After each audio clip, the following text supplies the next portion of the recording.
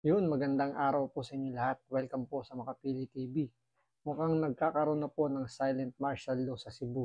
Yan po ayon dito kay Banat Bay dahil isa pong DDS vloggers ang inaresto po ng mga PNP sa pangunguna po ni General Torre. So dahil kinasuhan to ni General Torre ng cyber libel, so inaresto po yung DDS vloggers na isa po sa mga conveyor na ginanap na peaceful rally kung saan ating nga daw po ito si Pangulong Duterte. Kaso ang nakakapagtaka dito, bakit kailangan mag-issue ng search warrant kung ang naging kaso po is cyber libel? So yan po yung pupuntuhan dito ni Banat Bay at bakit niya nasabi na mukhang nagkakaroon po ng martial law sa Cebu. So yan po yung panonoorin po natin kaya kung hindi ka pa nakasubscribe sa Makapili TV, baka pwede naman pakipindot po muna yung subscribe button. At the same time, palike na rin ng video. Wala naman pong bayad dyan. Kaya, pindot na. So ito, panoorin po natin itong naging reaksyon ni Banat Bay dun sa pagkakaaresto ng isang DDS vloggers.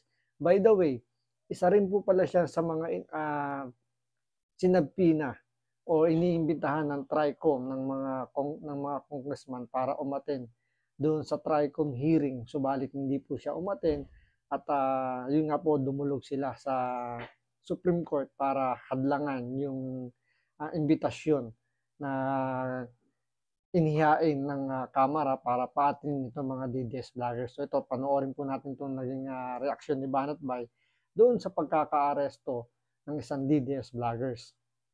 At ito na nga, malupit po ang nangyayari ngayon dyan sa Cebu. At ang komento nga ng mga kababayan natin ano ho ba, meron na ho bang martial law dyan sa Cebu? Kasi ho, itong isang lead convener po ng Maisog dyan ho sa Cebu na may gagawin pa namang rally ngayong araw na ito ay nagkaroon po ng search sa kanyang bahay, kinuha po yung cellphone, kinuha po yung kanyang laptop, talaga hong nilusob ng mga pulis. Naku po, patay tayo dyan. Alam mo, ikaw talaga, Marbil, ikaw ay sunod-sunuran talaga dito sa bata mong si Romualdez. Hindi, alam nyo kung bakit mga kababayan? Kasi alam naman po natin, itong si Jun Abines din po ay isa po ito sa mga 37 na pinapatawag ng Kamara. At hindi nga din po ito nagpunta at tila ngayon pinag-iinitan. Naku po, hindi maganda yung ginagawa ninyong yan, ha? At pinapakita nyo talaga na kayo ay nananakal ng free speech. Tingnan nga ho natin yung balita na yan. Ano ba ang sabi dyan? Ito. Pakita ho natin, ha? Para ho ating itong balita na ito. Ito. Ang naglabas po niya ang balita na yan ay ito pong DYAR 765 SMNI Radio. Ayan o. Ito po yung post ni Ernest Abines. Ayan po. Sabi niya, PNP now are seizing my home and my phone. Naku po, patay tayo dyan. At ang nabalitaan nga po ng DAR o yung mga taga-SMNI po ay ito. Ayan sabi, breaking news, Jun Abines, leader sa Maisog, Cebu, gisilbihan o search warrant. Pasensya na po, dili man ako makasabot ng Bisaya. Si Jun Abines nga lead convener sa hakbang na Maisog, nagpost ng, naku po, pasensya na mga kababayan, hindi po natin ito masyadong alam. Pero alam mo naman, in this day in age, meron pong malupit na yung kaibigan. Sino po ba itong kaibigan natin? Itong kaibigan natin na i-interpret ng balita na yan ay walang iba kung hindi si ChatGPT. Sana tama ang kanyang interpretasyon. Ayan, ito, papakita natin ang interpretasyon ni ChatGPT. Ayan. Ito po ang kanyang interpretasyon. Sabi niya, Jun Abines, leader sa Maisog, Cebu, sinilbihan ng search warrant. Si Jun Abines, ang lead convener ng hakbang na Maisog, ay kamakailan lamang nag-post na pinasok ng PNP ang kanyang bahay malapit sa Maharlika Gym, Sambag 2, Cebu City. Siya ay sinilbihan ng search warrant kaugnay umano sa illegal na pag-access ng impormasyon at data ng PNP. Naku po, ano yan? Ano yan? Bagong imbentong kaso na naman yan. So, cyber libel yung ikinaso pero kinargahan ng ibang parang conspiracy, parang ganun. So, parang lumalabas dito, in-access ng itong ni Abines yung profile ng PNP kaya nakakuha siya ng mga information. So parang kinargahan para palabasin na ito ay isang magiging criminal charges kaya siya sinilbihan ng search warrant. Pero kung tutuusin, kung cyber libel lang yung kaso niya, hindi dapat silbihan ng search warrant. Dapat lang yan is warrant of arrest kagad kung mabibigyan ito ng probable cause ng piskal. Kinumpiska ng mga otoridad ang kanyang laptop at cellphone para sa investigasyon. Sa kasalukuyan, hindi makontak si Jun. Naku po, hindi makontak si Jun Abines. Masamang tao talaga kayo.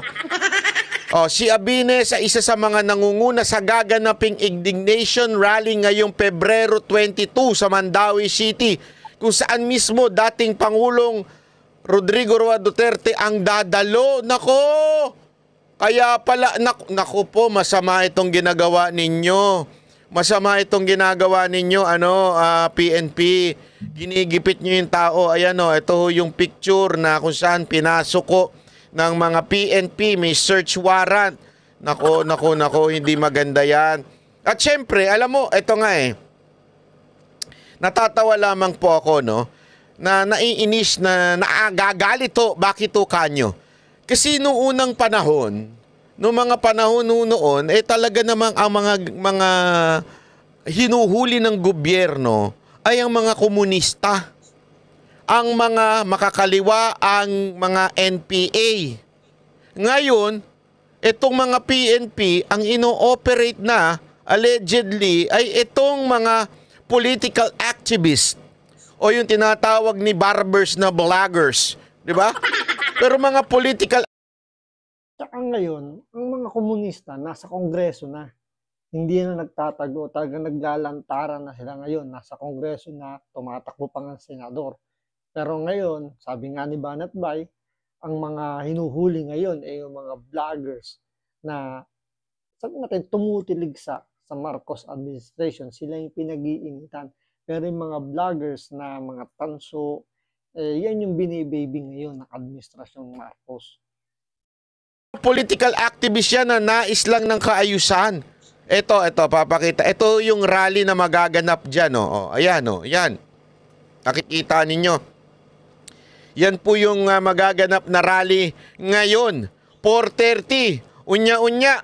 4:30 PM hanggang 11. Nadadaluhan ni Pangulong Duterte. Ayan mismo. Naku po, grabe ho yan Isa ho siya sa mga leader o lead convener ng itong grupo na ito ng Maisog. Ayan Ito, ayan yan yung kanilang ayan po si ayan 'di ba? Kitang-kita po. Ito nga po, nagsalita nga po si Jun Abines. Ito po, siya po 'yon, yung nilusob ng mga pulis. Ayan. Siya po, ayan. I-play nga natin to na maintindihan natin kung ano nangyayari dyan. Sir Jun, kini nga Cebu People's Indignation Rally.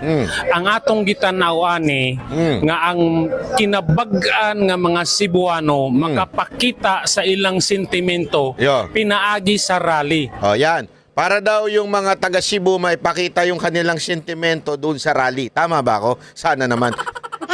Medyo naiintindihan natin ng kapiraso. Sana tama yung sinabi ko. Kay nahurot na ang tingog, nahurot na mga pulong sa... Naku, ano yung mahurot? Sorry mga kababayan Hindi kasi siyempre ang market nila dyan mga taga Cebu. Ano man yung mahurot, ang alam ko maharot. Pero yung mahurot.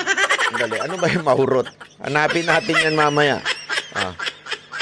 social media, sige na lang og saba, depressing na kayong situation, pero wag yun nahitabo, walay plano ang atong administration. Sa kahit daw nakaka-frustrate na yung mga nangyayari sa gobyerno, tila hindi nakikinig,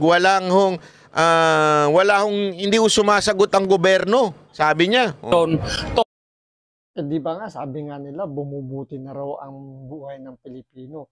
Na kapag ikaw ay kumakain ng mahigit pa sa 20 pesos, hindi ka na mahirap. Di ba yan yung pinangalandakan ni BBM? Kaya puro pambubudol lang yung mga sinasabi.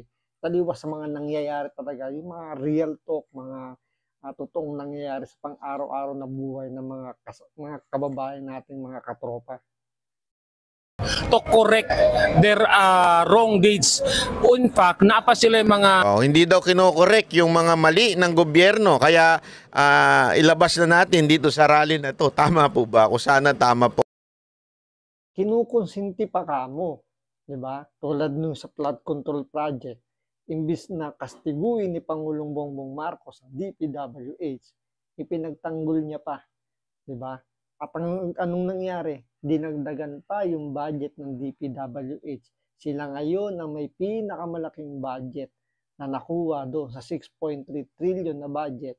Tinalo pa nila yung DepEd na supposedly DepEd dapat ang may pinakamalaking budget ayon sa saligang batas. Pero kinusinti ni Pangulong Bongbong Marcos ang DPWH, doon ibinigay yung malaking budget. Tama po, pasensya na kung mali. Mga news nga okay ra daw ang Pilipinas, wala daw krimen. Ayun. Ayan daw, kesa sa news daw, wala daw krimen, katarantaduhan po yan. Alam mo, may napanood nga ako dyan, sabi nung isang sana ibalik talaga si Pangulong Duterte o yung war on drugs kasi dun daw sa Mindanao, grabe na ho daw ang droga, kaliwat kanan. Ang drogang kalakaran dyan sa Mindanao. Tapos sinasabi kahit nga daw yung mga otoridad ay naiimpluwensya na ng mga drug lord. Takot na sa drug lord. Naku po, patay tayo dyan. Hindi lang sa Mindanao, kahit dito sa Metro Manila, mga karatig probinsya, talagang lumalaganap na yung droga. Kayo mismo, kumbaga, pakiramdaman nyo lang yung lugar ninyo. Mararamdaman nyo na unti-unti na o talagang nakabalik na yung droga dahil nga, what do you expect? Yung presidente nga natin, di ba? Na involved, di naman involved na nagbebenta pero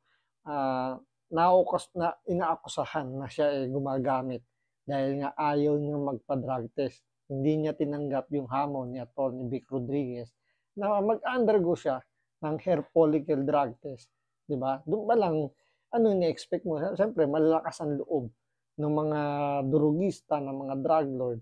Dahil yung presidente, kumbaga, nandun sa side na issue tungkol sa illegal na droga.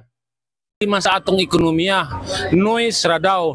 Muna ang mga tao instead of saying words mga social media nga post muhimo na tag-action. Mauna ni ang atong chance mga Cebuano, mga ordinaryong Pilipino nga ipadungog sa tibuok gobyerno sa Pilipinas sa atong mga leader nga wa nami malipay ni palag nami usban na ninyo ang inyong mga sayop nga binuhatan. Kay kami mga Pilipino, hibalubing nga ang power of the government emanates from the people. Yon, tama yon, palakpakan si sir. Kaya naman pala na-search warrant ka sir. Kasi sabi mo, the power emanates from the people. Na-search warrant ka tuloy. So, yan talaga ang mga sasapitin ng mga tumutulig sa gobyerno po natin ngayon, sa administrasyon na ngayon. Kaya nga marami sa mga vloggers ngayon na iniimbitahan doon sa TRICOM, tumakbo sa Supreme Court dahil alam na nila na kapag sila ay pumunta doon sa hearing, ang punta nila is kulungan.